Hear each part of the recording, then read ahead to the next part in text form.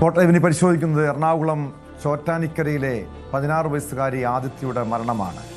ആദിത്യ എന്ന പെൺകുട്ടി പാറമടയിൽ ചാടി ജീവനൊടുക്കി 2 ആഴ്ച പിന്നിടുമ്പോഴും ആത്മഹത്യയുടെ കാരണം സംബന്ധിച്ച് ഇപ്പോഴും പല ദുരൂഹതയുമുണ്ട്.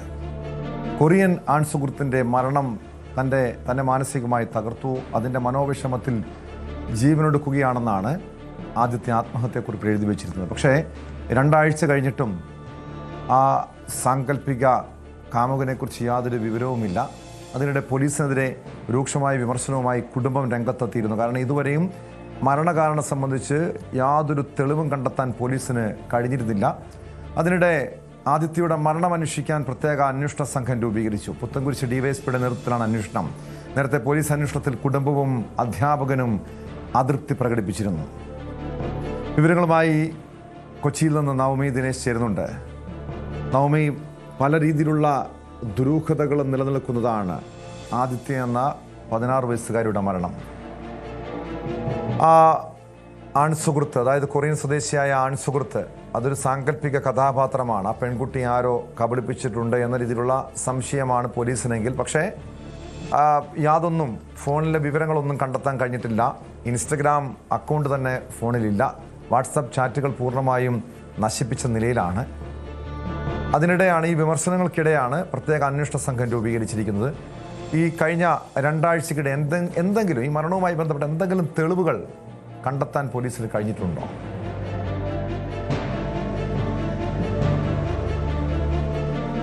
ഇതുവരെയും പോലീസിന് ഒരുവിധ തെളിവുകളോ എന്താണ് ആദിത്യയുടെ ആത്മഹത്യക്ക് കാരണമെന്നോ കണ്ടെത്താൻ കഴിഞ്ഞിട്ടില്ല. ആകെ പോലീസിനും ലഭിച്ചിരിക്കുന്നത് ഈ ആത്മഹത്യാ കുറിപ്പ് മാത്രമാണ്. അതിലാണ് ഈ കൊറിയൻ സുഹൃത്തിനെ കുറിച്ചുള്ള ചില പരാമർശങ്ങൾ നടത്തിയിരിക്കുന്നത്. അതായത് 27-ാം തീയതിയാണ് ആദിത്യയെ മരിച്ച നിലയിൽ കണ്ടെത്തിയത്. വീടിന് സമീപത്തുള്ളൊരു പാറമടയിലെ കുളത്തിൽ ചാടിയാണ് ആത്മഹത്യ ചെയ്തത്. അതിന് സമീപത്ത് നിന്ന് തന്നെ ആത്മഹത്യാ കുറിപ്പ് കിട്ടി. അതിൽ പറയുന്നത് പ്രകാരം ആദിത്യയുടെ ഒരു കൊറിയയിലുള്ളൊരു ആൺസുഹൃത്ത്, ആ സുഹൃത്തുമായി അടുത്ത ബന്ധമായിരുന്നു. ഈ യുവാവ് മരിച്ചു എന്ന് താൻ അറിഞ്ഞു. താൻ ആ യുവാവില്ലാതെ തനിക്ക് ജീവിക്കാൻ കഴിയില്ല, അച്ഛനും അമ്മയും തന്നോട് ക്ഷമിക്കണം, അവർക്ക് വിഷമമുണ്ടാകുമെന്നറിയാം എന്ന് പറഞ്ഞുള്ളൊരു ആത്മഹത്യാ കുറിപ്പാണ് പോലീസിന് കണ്ടെത്താൻ കഴിഞ്ഞിട്ടുള്ളത്. തുടക്കം മുതൽ തന്നെ കുടുംബവും അതോടൊപ്പം ഇന്നലെ അധ്യാപകൻ ബിജു, ഈ ആദിത്യയെ തന്നെ ക്ലാസ്സിൽ പഠിപ്പിക്കുന്ന ക്ലാസ് അധ്യാപകൻ ബിജു ന്യൂസ് 18നോട് പ്രതികരിച്ചിരുന്നു. അദ്ദേഹവും പറയുന്നത് ഇങ്ങനെ ഒരു കൊറിയൻ സുഹൃത്ത് അങ്ങനെ ഉണ്ടാകാനുള്ളൊരു സാധ്യത വളരെ കുറവാണ്. ഇതിൽ ചില ദുരൂഹതകൾ ഇപ്പോഴുമുണ്ട്.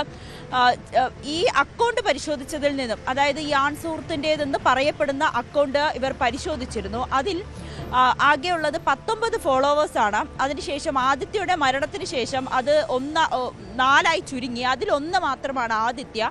ഈ സ്കൂളിലെ തന്നെ മറ്റു കുട്ടികൾ ആരെങ്കിലുമൊക്കെ ഈ കൊറിയൻ സുഹൃത്തിൻ്റെ ഇൻസ്റ്റഗ്രാം ഫോളോ ചെയ്തിരുന്നോ? ആദിത്യയുടെ മരണശേഷമാണോ അവരത് അൺഫോളോ ചെയ്തത്? ഈ പറയുന്ന കൊറിയൻ ആൺ സുഹൃത്ത് അത് ശരിയായിട്ടുള്ളൊരു ആളാണോ എന്നതിലൊക്കെ വലിയ സംശയം കുടുംബവും അധ്യാപകനും പ്രകടിപ്പിക്കുന്നുണ്ട്. അതിൻ്റെ അടിസ്ഥാനത്തിലാണ് കുടുംബത്തിന് പോലീസിൻ്റെ ഈ ഒരു അന്വേഷണത്തിൽ അതൃപ്തി പ്രകടിപ്പിച്ചുകൊണ്ട് പരാതി നൽകുകയും അതിൻ്റെ അടിസ്ഥാനത്തിലാണ് ഇപ്പോൾ ഇത് അന്വേഷിക്കുന്നതിന് വേണ്ടി പുത്തൻകുരിശ് ഡിവൈഎസ്പിയുടെ നേതൃത്വത്തിലുള്ളൊരു സംഘത്തെ രൂപീകരിച്ചത്. ഇതിനിടയിൽ ആദിത്യയുടെ ഫോൺ പോലീസ് തുറന്ന് പരിശോധിച്ചിരുന്നു. അതിൽ പക്ഷേ ഒന്നും തന്നെ കണ്ടെത്താൻ കഴിഞ്ഞിട്ടില്ല. ഇൻസ്റ്റഗ്രാം ഡിലീറ്റ് ചെയ്ത നിലയിലായിരുന്നു.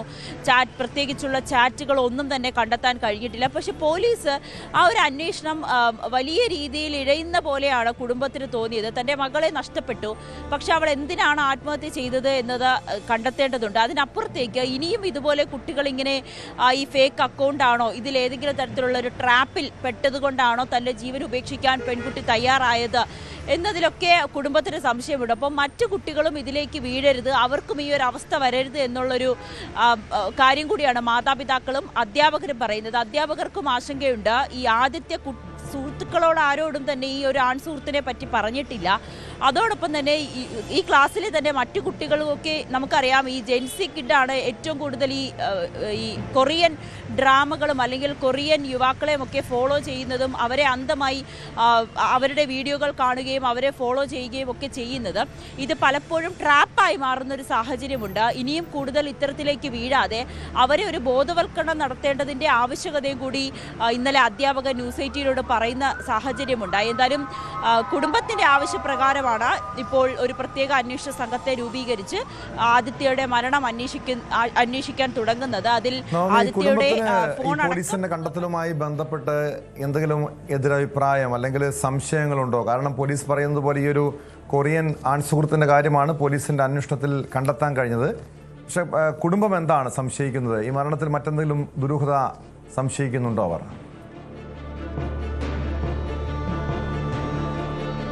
ടോം, ഈ കൊറിയൻ ആൺസുഹൃത്തിന്റെ കാര്യം കണ്ടെത്തിയത് പോലും ആത്മഹത്യാ കുറിപ്പിലാണ്. അതിനപ്പുറത്തേക്ക് പോലീസിനൊന്നും കണ്ടെത്താൻ കഴിഞ്ഞിട്ടില്ല.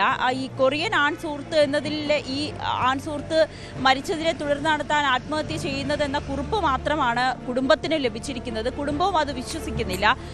അതോടൊപ്പം തന്നെ ആദിത്യയുടെ പുസ്തകങ്ങളിൽ നിന്നൊക്കെ കൊറിയൻ ഭാഷയിൽ എഴുതിയിരിക്കുന്ന ചില കാര്യങ്ങളുമൊക്കെ കണ്ടെത്തിയിട്ടുണ്ട്. അതിലും വിശദമായിട്ടുള്ളൊരു പരിശോധന വേണമെന്നാണ് കുടുംബം ആവശ്യപ്പെട്ടത്. പോലീസ് ഇതുവരെയും ഇതുമായി ബന്ധപ്പെട്ട് ആദിത്യയുടെ ഫോൺ തുറന്ന് പരിശോധിച്ചു എന്നതിനപ്പുറത്തേക്ക് ആരുടെയും വിശദമായ മൊഴി എടുക്കുകയോ അല്ലെങ്കിൽ ഫോൺ വിദഗ്ധമായിട്ടുള്ള പരിശോധനയ്ക്ക് അയക്കുകയോ ഈ അക്കൗണ്ട് തിരിച്ചെടുത്ത് ഇതിൽ ഈ കൊറിയൻ യുവാവിനെ പറ്റി അന്വേഷിക്കുകയോ അത്തരത്തിലുള്ള ഒരു നടപടികളിലേക്കും പോലീസ് കടന്നിട്ടില്ല. അതുകൊണ്ട് തന്നെയാണ് കുടുംബം അതൃപ്തി പ്രകടിപ്പിക്കുകയും കൂടുതൽ വിശദമായിട്ടുള്ള ഒരു അന്വേഷണം വേണമെന്ന് ആവശ്യപ്പെടുകയും ചെയ്തിരിക്കുന്നത്. കേട്ടോ, വ്യക്തമാണ്. നവമി ദിനേശാണ് കൊച്ചിയിൽ നിന്നും വിവരങ്ങൾ നൽകിയത്. ചോറ്റാനിക്കരയിൽ 16 വയസ്സുകാരി പാറമടയിൽ ചാടി ജീവനൊടുക്കിയ കേസിലാണ് പ്രത്യേക അന്വേഷണ സംഘം രൂപീകരിച്ചിരിക്കുന്നത്. നേരത്തെ പോലീസിനെതിരെ രൂക്ഷമായ വിമർശനങ്ങൾ ഉയർന്നിരുന്നു. അതായത് ഈ പെൺകുട്ടിയുടെ ഫോണിലെ വിവരങ്ങൾ കണ്ടെത്താൻ പോലീസിന് ശ്രമിച്ചിരുന്നില്ല, കുടുംബത്തോട് അതിനുവേണ്ടി പണം ആവശ്യപ്പെട്ടു തുടങ്ങിയ ഗുരുതരമായിട്ടുള്ള ആരോപണങ്ങൾ ഉയർന്നിരുന്നു. അതിന് പിന്നാലെയാണ് പ്രത്യേക അന്വേഷണ സംഘം രൂപീകരിച്ചിരിക്കുന്നത്. കൂടുതൽ വാർത്തകൾക്ക് News 18 Keralam YouTube channel subscribe ചെയ്യുക.